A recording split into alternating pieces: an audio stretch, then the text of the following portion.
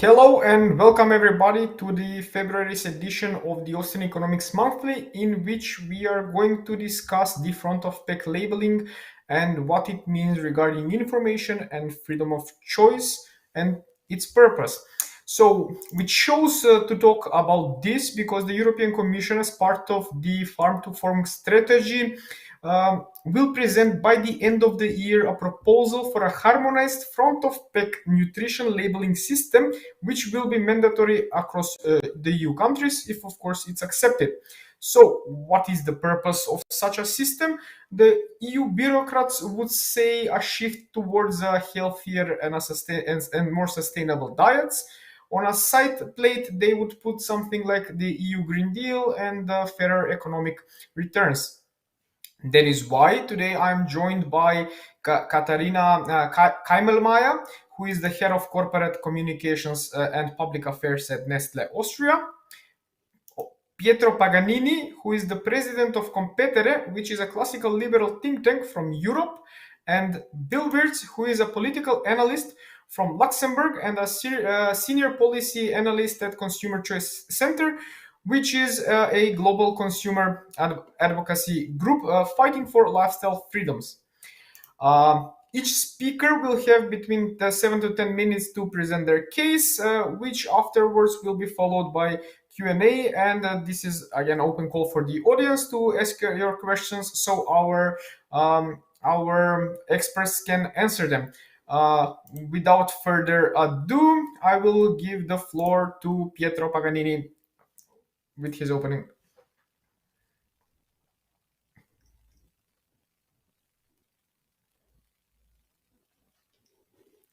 Pietro, yes. Pietro, Am I still? Yes, now it's okay. Yeah, any platform has its own way. So let me indeed thank you for inviting me here. And as you know, I'm usually the host. This time I'm not. So suddenly happened to me. But let me start by actually taking some time to divert the conversation and bring this our thoughts and my thoughts, at least, or my organization thoughts, to what's happening right now in Ukraine.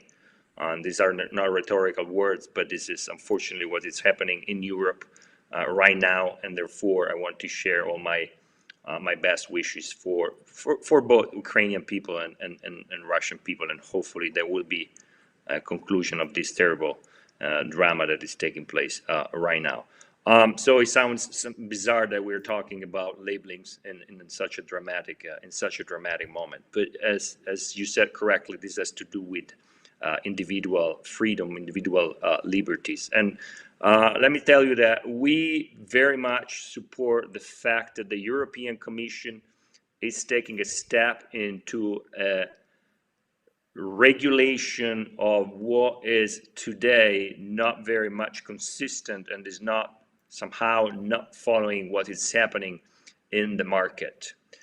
As a liberal, I believe that we need few rules, but rules that obviously guarantee the rule of law, and therefore they create a framework for companies to compete and innovate, and on the other side for individuals to buy and spend, but at the same time to be protected from harmful behavior. So the direction that the Commission is taking is following a series of complaints and a series of misleading behaviors in the market. And later on, if there are questions, we can discuss some of them.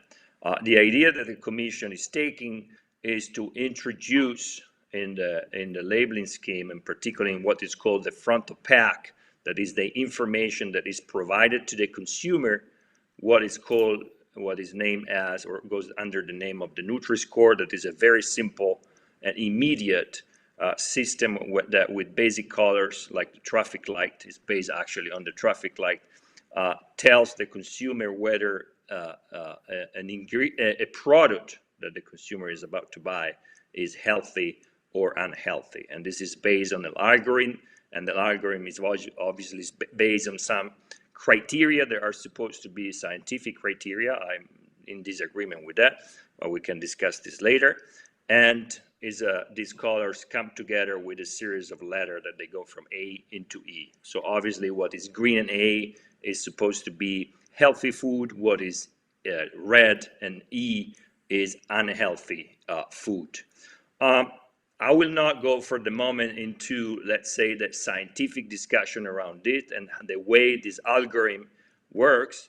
What I'm about to say is that this system that looks very immediate and simple, and this is the case actually because it's using very basic colors, is harming the liberties of individuals. Individuals, they don't need to hear what is good or bad for them, but they need to receive very basic information about a product in order to take a choice, a free choice, a choice that is based on the knowledge and the experience that they can grow. And the purpose of labelings is not to tell people what is good or bad, but is to give individuals and consumers the right information. And the right information, it means sufficient information to take free choices. By instead giving a color of what is healthy or unhealthy, is basically telling consumer what to do, and in a way is misleading their behavior and their choices. So we agree with the fact that should be an harmonized decision in Europe, and I disagree with people that argue that there shouldn't be an harmonized system. There should be an harmonized system because all people should have the same type of information, and this information in a way has to be within a legal framework. But on the other side, I disagree with the fact there should be a system that tells what is good or what is wrong.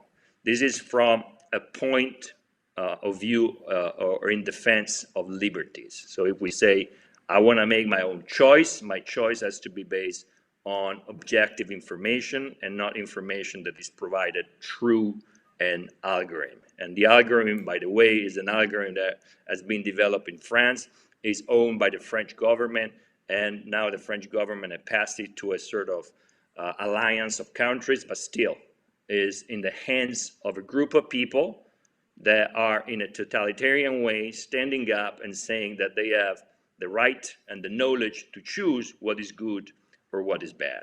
If you want, we can also go into the discussion of why this is scientifically wrong and why this system is not based on science, despite and the inventor of this system argued that it is a science-based system.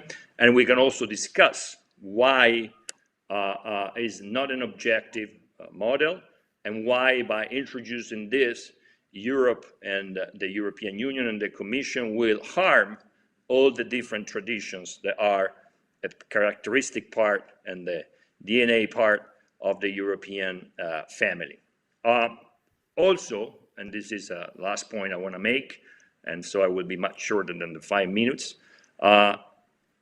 this system, the labeling system that the European Union is about to discuss, if based on the Nutri-Score, is a very old and conservative system because it does not consider that we're moving into personalized diets. So as a liberal, I'm very much in favor of personalized diets. That it means that with current technology or developing technologies, we will be able to make individual choices that are based on our nature, our lifestyle, our DNA.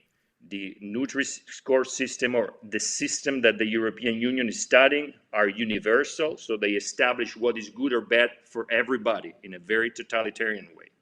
With the personalized diet, individuals can make personal choices. In other words, an ingredient that can be bad for me or can cause, an excess of proteins or excess of saturated fats or an excess of sugar, based on my lifestyle, can have certain implication. The same sugar, the same proteins, the same saturated fat on another individual can have different consequences. My lifestyles also determines or condition what I can eat. The lifestyle of other people condition what they could eat. If I take a jar or a piece of chocolate, it might have a certain implication on me. If I do a short run, this might, all the saturated fats might be gone. On other people, the same quantity of a product might have a different effect. So what I like to invite the European Commission and the European Union is to consider the fact that the technology is evolving, and we should empower consumers to make individual free choices and not to tell them what is good or what is wrong. If this is designed to defeat or to fight a problem that is actually rising in Europe, that is the one of obesity, or is the one of diseases that are linked to our diets, well, I think that what Europe is thinking about doing is moving in the wrong direction. It's like the same thing of putting the tax on sugar. Exactly in one of these events and in discussion, we spoke about the tax on sugar, and we have demonstrated that the tax on sugar is not producing any result. And we made some examples in Chile, in Mexico, in Denmark, in the UK. And on the other side, we have demonstrated that the tax on sugar is just a way to impose individuals how to behave. And as a provocation, I said, if you want to put a tax on sugar, then you should put a tax on video games, on computers, on telephones, devices, or even on couches. If people are obese, it's not just because they drink sugar, drinks that are full of sugar. And the same is if people are getting fat, it's not just because they are eating too much or they are eating a certain ingredient, but perhaps it's because they're eating too much of a certain ingredient, and therefore they need to be informed to make a free choice. So I will stop here for the moment and be happy to take any question later to debate with the splendid panel you put together. Thank you, Pietro. The next speaker will be Katharina. Without further ado, Katharina, the floor is yours. Hello, good afternoon also from my behalf. And indeed, I think we all have other topics on our mind today in these days than perhaps front-of-pack nutrition labeling, but here we go. There will probably be some repetition on my points to the previous speaker, but nevertheless, I'm just gonna probably be painting it from my perspective. So as said, I'm here on behalf of Nestlé. Nestlé supports as well the EU Commission's plan to propose a harmonized mandatory front-of-pack nutrition labeling scheme in the EU as part of the Farm to Fork strategy. And as Nestlé, we believe this should be Nutri-Score. We have supported the Nutri-Score scheme already since 2019, and this reflects our ambition to encourage healthier and more informed consumer choices. We have already implemented the system across 8 countries in Europe, and for different reasons. First of all, we believe that it will provide more transparency around the nutritional value of a product, and it will therefore help consumers to take more informed purchase decisions. And they will also nudge them towards a more balanced diet. We do believe that Nutri-Score is based on sound and independent science. And in fact, the rules and algorithm have been developed by independent researchers. The original rules, as probably everyone here in the group knows, were indeed developed by the French public health authorities. And those were based on the Food Standards Agency's nutritional scorecard created by the UK Food Standards Agency. So those are all well-reputed organizations. The Nutri-Score schools are also assessed and reviewed by several governments. And as has been mentioned before, 1 year ago, 7 countries who already implement and allow the Nutri-Score in their countries came together and formed CONE, the countries officially engaged in Nutri-Score, to have a forum to further develop the Nutri-Score.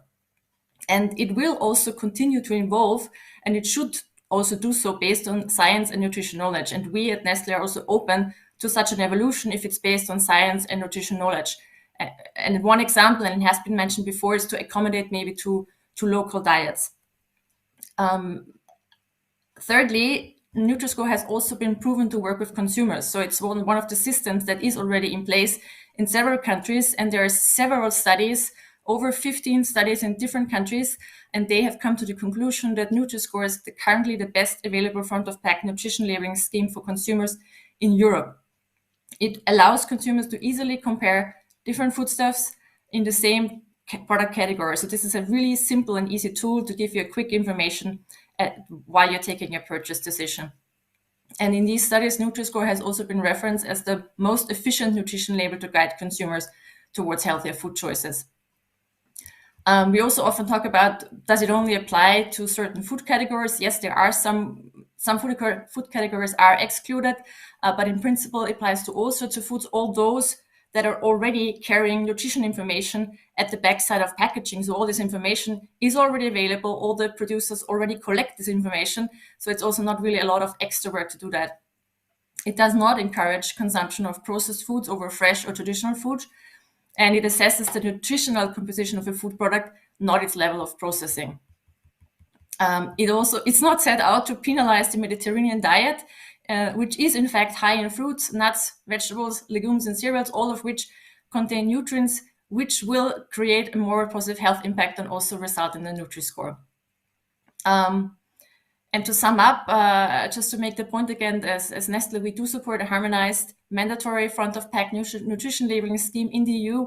And when we do believe it should be Nutri-Score, evidently, because we already implement it, we do believe a single harmonized system, and I think we all agree on that, would benefit consumers, but also businesses. And if it was made mandatory, it would, of course, fulfill its full potential for consumers. And that would be all from me for starters. Thank you, Katherina. Bill, the floor is yours. Before we go into Q&A.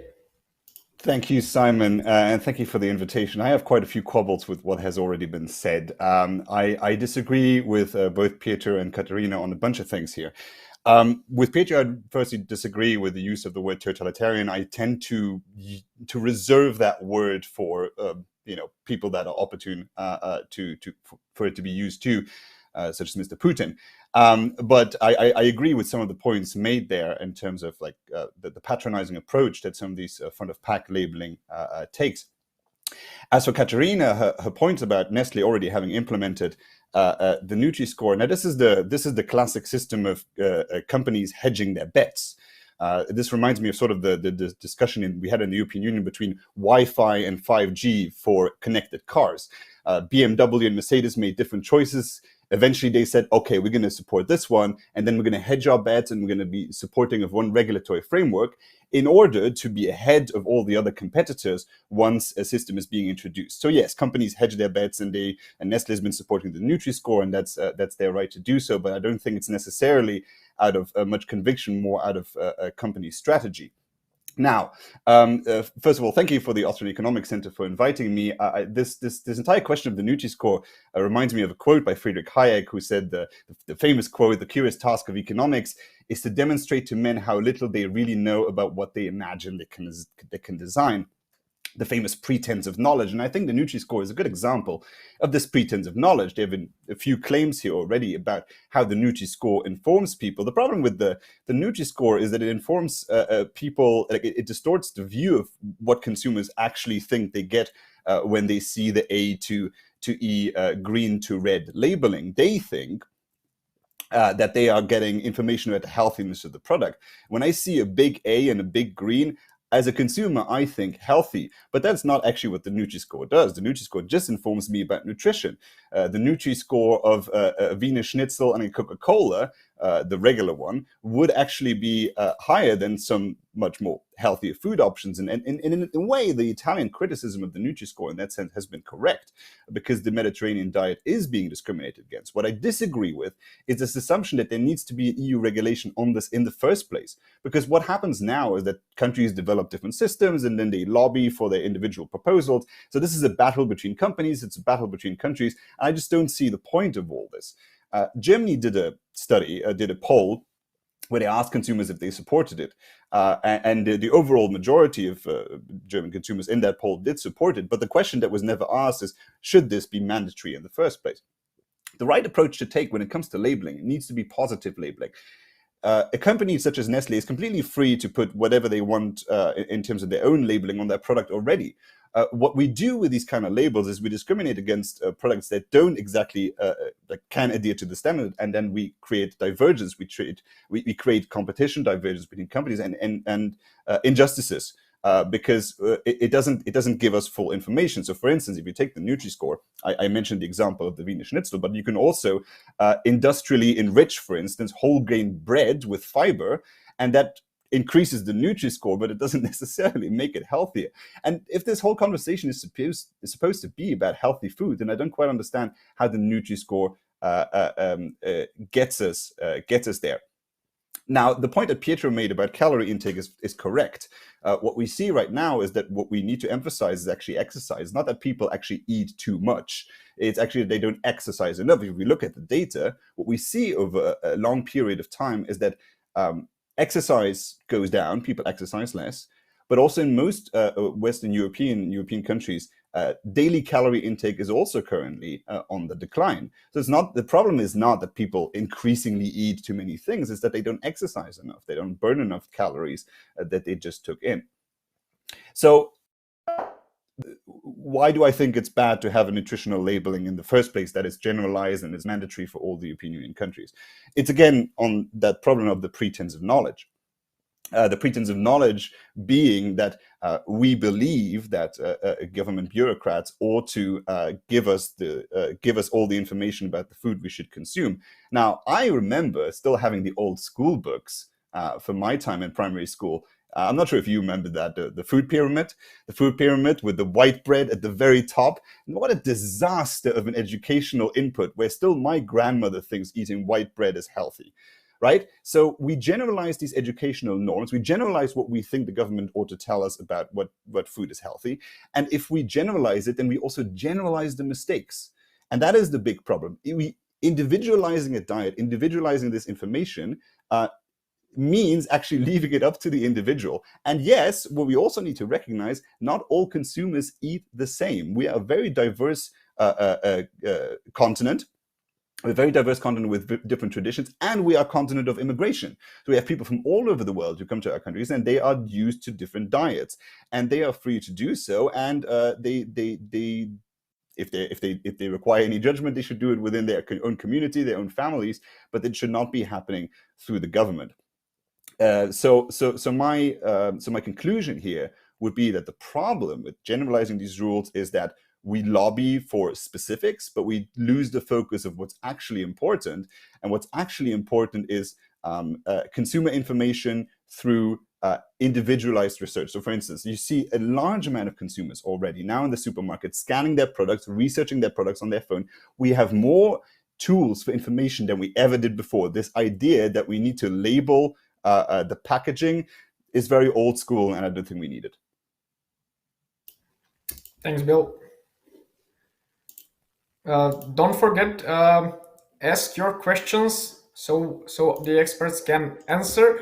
And I would like to start this with Pietro, because I think that Pietro would agree with me. Competition works well in the market. That's why we have so many brands of bubblegums, etc., etc. So why, if competition works in the market, why are you in favor of something like a single rule on a European level? Why shouldn't countries try to get to the best system possible just by competing and trying to find the better answers, let's say? Thanks, Simon. First of all, let me thanks, because it seems it's probably, I've been part of this gang here for some time now, and it's the first time that we have three divergent positions. Usually you have always one thinking, and this time we have three slightly different positions. So it's a very good news, and that's I think the spirit that we should have. Just to provoke Katherina, I would like to hear her opinion, not the opinion of Nestlé, and I'm sure that she might diverge from the opinion of Nestlé on a personal basis, but it's just a provocation, so I'm not teasing her. I'm not teasing her too much. Let me start from the fact that, yes, we should move, and I think we have to go into the direction where individuals can make their own choices, and they receive sufficient and consistent information to make their own diverse choice. And I totally agree with the fact that we need to protect diversity as part of a free society and free individuals. But when I talked about totalitarianism, yes, I agree we should refer to some countries, to some dictators. True. But the fact that we are establishing through an algorithm what is good or bad is basically dictating in a totalitarian way what is good or what is bad, and specifically is pushing entrepreneurs and companies and management to reformulate their products and to disrupt cultural and culinary tradition to get green products that can excite or motivate or engage people to buy them. So if I'm an Italian entrepreneur and I'm producing ham, or a Spanish entrepreneur producing certain cheese, or even a French entrepreneur producing certain cheese, and my product will definitely be red, I will be forced to change the formula or the formulation of my product to get a green and to be purchased. And there's also a form of discrimination that is happening, that if you are not green, or if you don't use the system, you will not be able to enter certain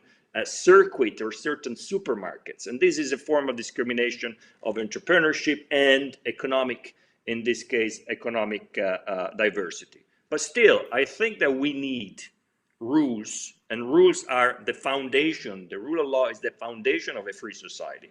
And these rules should not tell us what to eat or not, but they should provide us with sufficient information to make individual free choices. So I agree and believe that on the package somewhere, there should be the information of what is contained in the product. And with today's technology, we can somehow know exactly what we should eat or we should not eat, but it's our choice. Today, as Bill said correctly, through the application, we can see how much of that ingredient we have already taken that day, how much more we can take in order to have a balanced diet. Starting from one point, that nothing is bad, no ingredients are bad, but it's the quantity of those ingredients that we digest or ingest that might determine, our health. Starting from this point. Therefore, and this is my point, we need the rules. We cannot accept a system where there are not rules.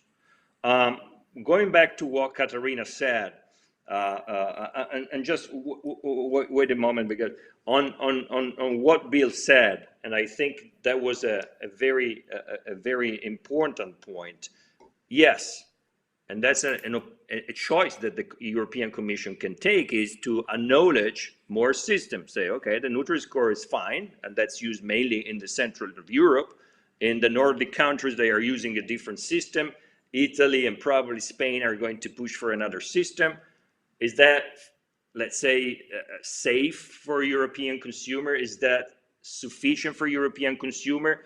I think we could come up with an harmonized system. If we fail to reach an harmonized system, so if it's not possible, that it, let's say, threatens and undermine individual freedom, well, then we should go for different systems that can compete, as long as they provide sufficient information for individuals to make a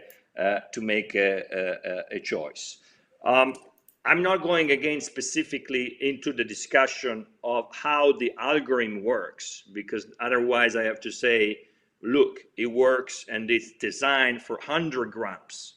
It's not designed for portion. It's designed for 100 grams. And it can be easily say 100 grams are green, but if I eat more of these 100 grams, probably it's no more green. So you see that it's a very weak option. And in fact, I know that the scientists behind the Nutri-Score are already thinking about, okay, let's get away from the 100 grams, as well as the fact that the algorithm was originally designed in a certain way, and then because of the critics has been changed in several ways, and now, as Bill said, it's becoming a political issue. So everybody's standing up, and I just remember the Spanish olive oil producer standing up and saying, hey guys, this is bad for us, take us away. And so we start with a war of exclusion. And I know that several countries within the 7 nations that are forming the Nutri-Score Alliance, how you want to call it, they started already saying, this product is not there, this product shouldn't be there. So we go into a war of exclusion. And then we end up just basically punishing what is supposed to be, the superfoods. And here we have to understand what we mean with superfoods, or, the different typology of foods, and we enter into, let's say, a complicated, and I agree with Bill, lobbying of war. So going back to what Bill said, yes, we should go into supporting positive claims.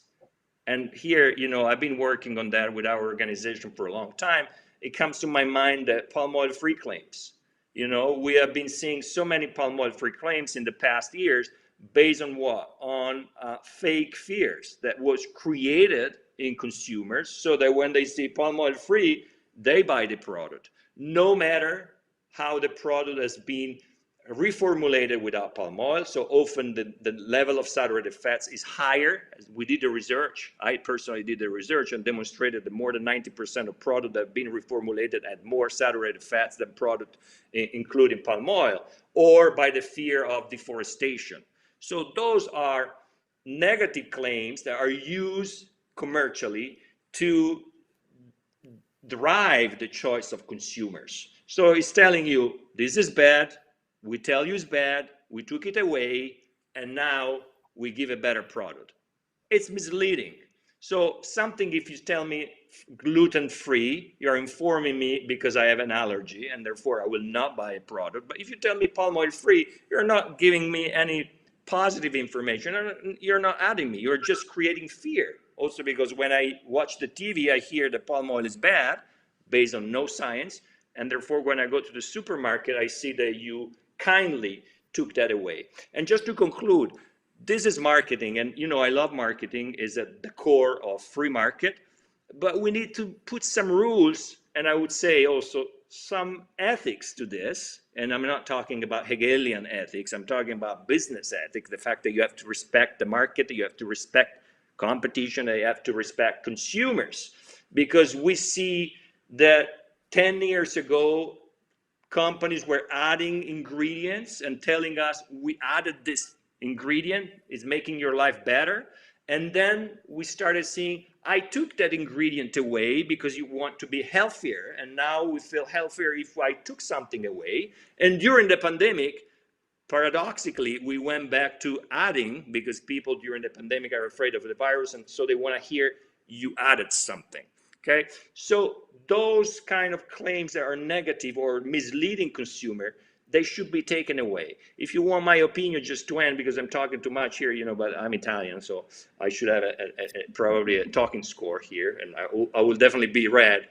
But it's enough to tell consumers, in this product, there is so much of saturated fats, there is so much of proteins, there is so much of sugar, and then consumers, and in the future they will do it with their app, they know, I got full with saturated fats, I should stop today if I want, of course.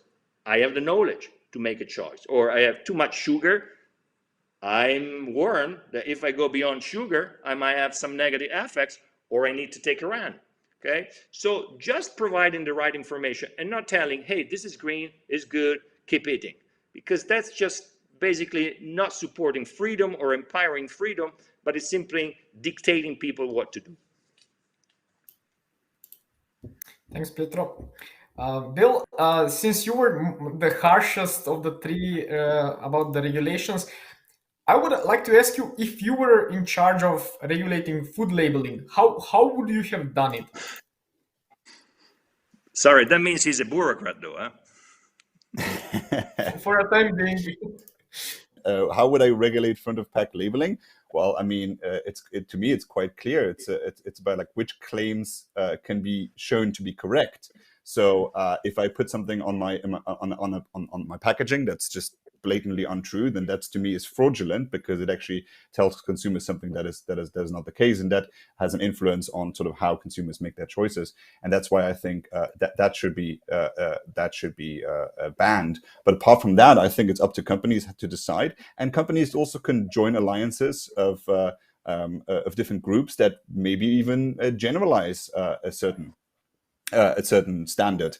That could be the Nutri-Score, that could be the Nutri battery, that could be anything, right? So that is really up to the producers to decide, and up to consumers which one they trust. What I think is complicated, and what we have a lot right now, is sort of also an inflation of labeling. And what we know from studies is that if you increase the amount of labels on the packaging, consumers pay less and less attention. And right now you already have Peter already spoke to that. Palm oil-free labels, and then you have a GMO-free label, which also doesn't mean anything. You have labels on organic food. On you got so many labels, and it eventually becomes a bit too much. And I think consumers that want to be informed will make those choices proactively by scanning a barcode or by already knowing which brands they like. And other consumers will not pay attention to the label in the first place. So in a way, I'm not entirely agreeing with the notion that this is necessarily discriminatory or trying to direct people. I mean, or to ban something from people. But I think it's bad nudging ultimately, these labels, because I mean consumers can still choose what they buy, what they want to buy anyway. But it's badly nudging and discriminating certain products from others. I think that's what really is the problem here with the Nutri-Score. I think I'll leave it at that for the moment. We do have Katherina coming from the private sector, and Nestlé, of course, battles with other companies. So my question is, with any regulation, we get new costs in principle. So what would be the new? Wouldn't there be new costs for consumers with regulations such as these? Well, I don't see how there are costs for consumers, because it's about the packaging, and the packaging will have to be changed by us, the companies, and then we can have a proper plan of when to do that. And we do have to change packaging anyway for different reasons. So there shouldn't be any cost involved. But let me just come back to some of the things that were said before. So first of all, I just noted down there was some critique of reformulation. And I just wonder why this is such a bad thing. Like, I mean, and this was mentioned before. I mean, we are always encouraged to reduce sugar, to reduce salt in our products. And Nutri-Score is something, of course, which encourages that, because yes, it can impact your score, but that should be a good thing in the end, right? Because in the end, it's a good thing if a product contains maybe less sugar or less salt. So just to say that. And then also what I found very interesting, that there was a lot of comments made that the Nutri-Score is something that forces consumer to make certain choice, and that we should be more liberal about that. But I don't think it forces any consumer to make a choice. And I would also actually assume that we're all kind of informed and grown-up people, and people should be aware that there are other things to do to keep you healthy, like to do sports, etc. This is just one element, and it's really something that can help you at the point of sale to make a quick decision, because most of the time people don't have a lot of time to study a lot of information. Some people might have the time to go and like search websites and find all this information, but not everyone does. And yes, it's clear, it needs to be clear that this is something that compares products within a category and not one product with another completely different product. And of course, yes, this needs to be accompanied by this type of information so that consumers really understand what it means. And it also, when we talk about being liberal, I mean, we should also have the option as companies to provide this kind of information on our packaging if we wanted to do so, and if we wanted to make it easier for some consumers to take such a decision. Coming back also to the pyramid, and indeed, it's all about a balanced diet. And I don't think the Nutri-Score intends to discriminate any products. And I mean, of course, at the outset, it might seem like that because there's a red, but really, it should just give you an indication of which things you should be eating more of and which less. And it should also always be about a balanced diet. And I mean, let me tell you, as Nestle, we have a lot of products that contain a lot of sugar. Like we have a lot of sweets, chocolate. I mean, those products are never going to get an A or B. But I mean, we also understand that a consumer understands that these products are not something you should be eating all the time, and that you understand And I don't know if you want to talk about the ham. I mean, we also know that it's not something you should be eating all the time, but it's part of the diet. It's completely okay to be part of your diet, but it's just kind of the system. It's just to help you. Okay, this is something that might be a healthier choice, and that might be the less healthier choice in that specific category. But I do just want to conclude that I think we all want to see also consumers as, I just can't think of the English word, mündige consumers. So they also are aware that this is not just limited to this little sign on a packaging, that there's other information out there, and that if I want to have a healthy lifestyle, there's other things I need to be doing, and it's not just about one product. I would like to again ask something with the traffic light. Basically, it says from A to E, from red to green. In a sense, in the 80s, when the music industry was, let's say, forced to put labels whether the music was okay for children, it had the opposite effect. Teenagers actually started buying the CDs with the stamp on, simply because it had the stamp on.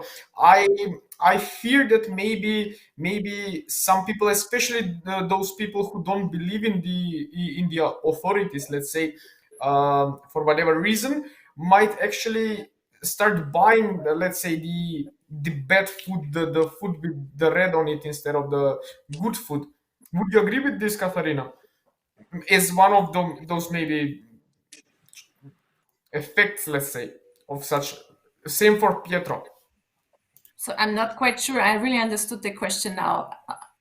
You think that for some reason some people should be encouraged because something is red? Some people, I feel like personally, that some people will be encouraged to buy, let's say, the bad food, simply because it has the stamp on it, out of spite or out of anything. Would you agree with this? I'm not sure I can agree with this. This would be the first time that someone presents me with the potential behavior of people to reacting towards something red, and I can't comment on that. I don't think there's any studies that this is really happening. So Okay. this is not what I assume that consumers would do. Okay. Pietro, do you have anything to say about this? No, let me move. Let's rephrase your question, and is, do this labeling schemes have some type of effect? One of the most extensive studies or research was done in Chile. Chile has adopted a totally different system that is putting black symbols, blank dots, basically, on the package when there is an excess of certain ingredients. So in Chile, you might find, let's say, a snack or any product that could have too much saturated fats or too much sugar, and then there are black dots on the product. And the study have demonstrated, but reading these studies is very complicated. They demonstrated somehow that the higher income families were diminishing the consumption of product with black dots. Meanwhile, the lower income were actually not diminishing, but even increasing the consumption of particular products full of sugar. So again, these are very complicated surveys and researches that are done. So it's very hard to come up with one statement to summarize this. Certainly, those countries that have increased taxes over sugar have not achieved big results. And I agree with what Bill said earlier, and it was my provocation of saying put a tax on computers or put a tax on iPhones, because the factors that are influencing obesity is not just what you eat, but is how you behave, how you live, how you move. So there are many factors, and education, and I think we all agree on this, education is the bottom line here. If people are educated, no matter what symbols you have on your package, you will make the right choice. So one of the first things we should invest in, private companies, government, is helping people to grow knowledge and to be aware when they go shopping and to be aware of what they eat. When we talk about balanced diet, we're talking about a diet that is balanced on each of us, and we have the knowledge to make a balanced diet. Katherina said something important. He said, well, it doesn't cost anything to consumer and it's easy to reformulate. On consumer cost, I probably agree with her. When I think about reformulation, well, there are successful products out there that are red. I don't understand why they should be reformulated because to become green. So I think entrepreneurs should keep doing what they do great. Certainly, though, with all this reformulation, we are moving the new generation toward a different lifestyle that somehow completely forgot the old diet. So when we think about the Mediterranean diet, I didn't, as an Italian, I didn't talk in conflict of interest with the Mediterranean diet, but certainly it was mentioned. If we think about the Mediterranean diet, I'm not so much worried about the impact of Nutri-Score on Italian companies. I'm more concerned about what will be of the Mediterranean diet, that still now it's considered to be probably the best diet, or at least one of the best diet existing. So again, our call is for the Commission to say, hey, let's develop a system that empowers consumers. And again, for the arguments I said, I don't think this empowers consumers, but let me add something else, because the Commission is talking about healthy and sustainable food. And probably we need another debate here to talk about sustainability, the Commission. And I think I support the Commission in this effort to promote zero deforestation, to promote due diligence, to promote labor rights. But what's happening now with Ukraine and Russia is also telling us that everything has a cost. And if we want to foster the protection of biodiversity, if we want to foster sustainability, that comes with a cost. And we have to understand who's going to pay this cost. And the incredible increase of commodity prices today, exactly today, is showing that Europe should be more realistic in taking certain position and less visionary. I think that we need some kind of vision, but we also have to be careful, because we consume a lot of food coming from abroad, and we need this, we demand of this, and we're not producing it. So if we want this to be sustainable, we need to be progressively working with producing countries. And that has a cost that comes on consumers. Let me take another provocation here, because I said this is the first time that the three of us are not entirely agreeing and disagreeing on many points, but also agreeing on some points. It's good that we disagree with Nestlé, so no NGOs can now say, particularly to me and Bill, that we as free market supporter are paid by the industry. In this case, we are disagreeing with the industry, and I think this is the beauty of the free market and the liberal culture. Good that you ended on the free market notion, because we have a question from the audience someone asking, shouldn't quantity or quality of information on food packaging be driven by the market rather than the state? Companies with much information would be purchased by market participants who want that. So I personally would agree with what the person asking this question is saying, but what would be your thoughts? Pietro, would you like to say something until No, Bill? I mean, I see the point here, and you guys have, I often with the Austrian Economics Center and Council, I talk very often about this, and sometimes we tease each other. I think you guys have a very libertarian approach. So you say everybody can put on the label whatever they want. I have a more classical liberal approach. Within the rule of law, I think we need rules, not because we want to prevent market from being free or individuals to be entrepreneurial. We need rules exactly to create a framework in which people can compete freely without monopolies and without unethical competition. And on the other side, we also need to give consumers the tools to be free, to protect their liberty, and to make right choices. I don't want to be confused in the European approach that means overprotecting the consumer because the consumer is not capable of making choices. No, we We need rules that define what information is sufficient for consumers to make the free choice. That's the most important thing. Because if we have no rules, then companies will, some companies, not all of them, of course, will just add to the label whatever they want just to sell products. And in some cases, as we saw with the no palm oil labeling or label, they will mislead the consumer. The consumer should not be misled. The consumer should be in the condition to make a free choice. Well, time is. I don't know what will happen with the EU, with the farm to farm strategy, and with the pack, with the labeling. So I guess only time will tell. Um, I would give the floor to each of you for one last statement, if you want to end it in a single way, this webinar, and I would not bother you anymore. So, Katharina, would you like to say something?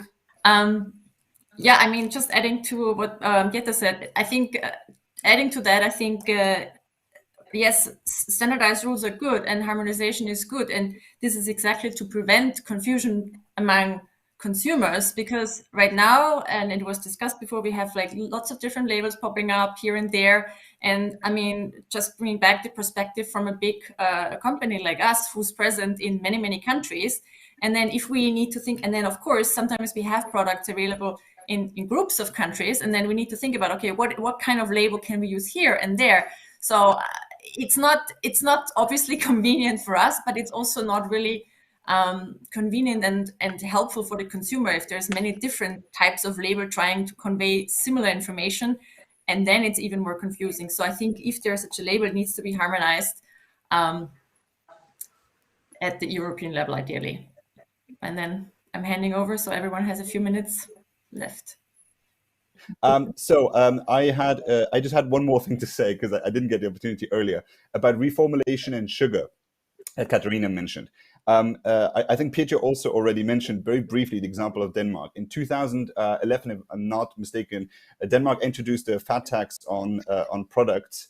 This was on products with saturated fat of more than 2.3%.